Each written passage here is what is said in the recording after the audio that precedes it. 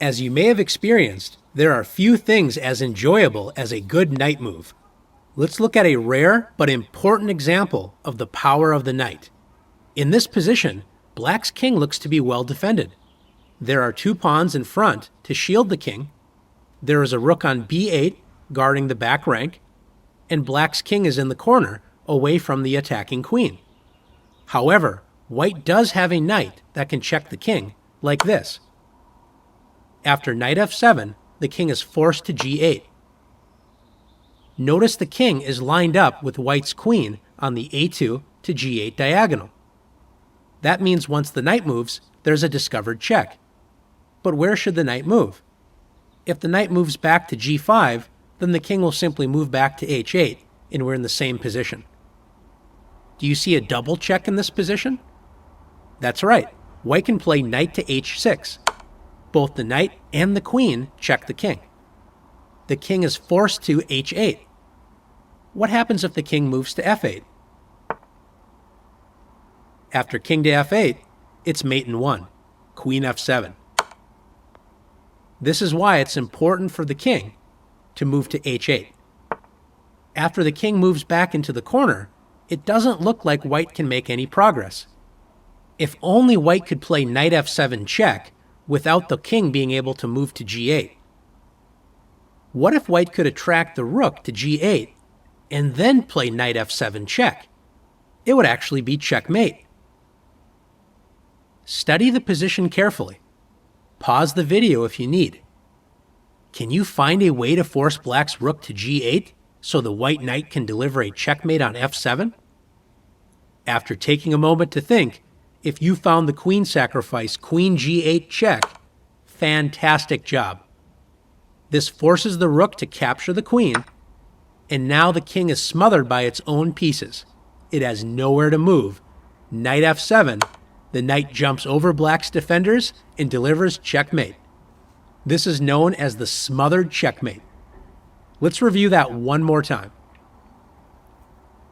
To review, White plays knight f7 check, attracting the king to the same diagonal as White's queen. White plays a double check with knight h6. The king is forced back into the corner. And now the most important move, attracting the rook to g8. Queen to g8 check. The rook is forced to capture, and now the Black king has no legal squares. White plays knight f7, delivering checkmate. Let's take a look at another position. This position looks exactly the same, but there is one key difference. Black has a queen on b8, not a rook. Does this change really matter? It turns out that it does. After knight f7, king g8, knight h6, double check. So far the play goes exactly the same way as the position with the rook. After king h8, White is best advised to repeat the position with knight f7 check. The reason why is if White tries the smothered mate with queen g8, Black can play queen g8, and now White is in for a rude awakening. Knight f7 is no longer a smothered checkmate because the queen can simply capture the knight. It's important to remember that a smothered mate only works if Black's piece that sets up the smothered mate does not protect the knight square it uses to deliver checkmate. Since the queen does protect f7, the smothered mate does not work. Let's look at one more position together. In this position, Black plays f6, attacking White's knight. Black didn't appreciate that f6 opened up the a2 to g8 diagonal. This means White can play queen to b3 check. Does this position look familiar to you?